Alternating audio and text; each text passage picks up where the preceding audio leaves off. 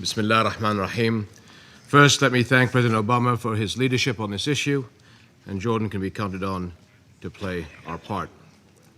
We need to shut down the sources of extremist support and push back and defeat these groups. This demands a coalition of the determined, one that can combat the threat with consistency and resolve.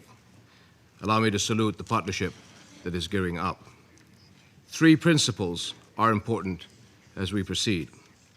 The first is global reach and commitment.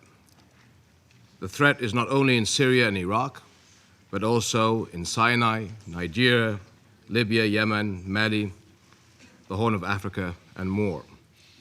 It is not an Arab or Muslim fight anymore.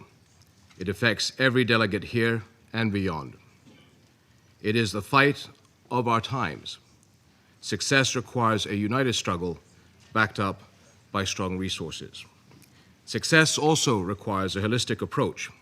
Transnational terror grows on the back of crises, grievances, and sectarian conflict. Winning hearts and minds requires a strong stand against marginalization, poverty, and exclusion.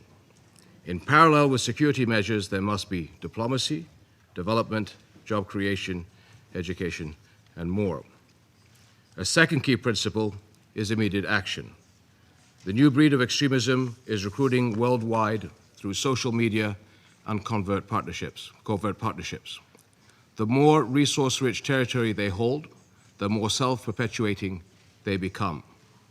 Time is of the essence. We have started taking action, and the coalition must see this through. The third requirement is transparency. These groups rely for their survival on international transactions and support. Mr. President, there has to be a zero-tolerance policy to any country, organization, or individual that facilitates, supports, or finances terror groups, or provides weapons or promotes propaganda, whether through media outlets or misusing religious clerics, that incites and helps recruit fighters to these terrorist groups. Compliance must also be absolute. Countries cannot comply in one theater while making mischief in another.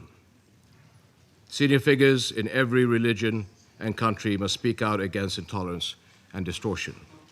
I and others have made clear that ISIS and related ideologies are in no way related to Islam, nor should we permit any form of Islamophobia. Jordan has taken a lead in interfaith initiatives, and we are working now on introducing a Security Council resolution that will address the systematic targeting of religious communities. The world must also act as one to help solve global injustices. We cannot underestimate the recruitment power of a sense of exclusion from basic human rights. First and foremost is a just resolution to the Palestinian-Israeli conflict. A united global voice is equally vital in supporting an inclusive political solution in Syria.